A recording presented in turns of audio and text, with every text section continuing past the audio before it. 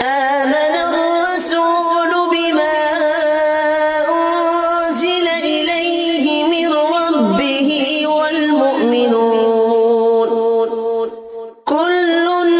آمن بالله وملائكته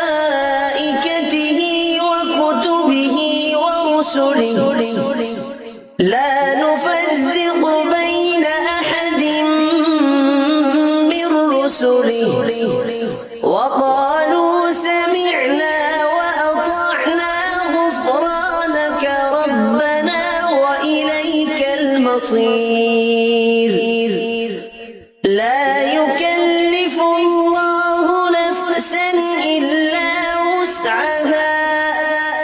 لها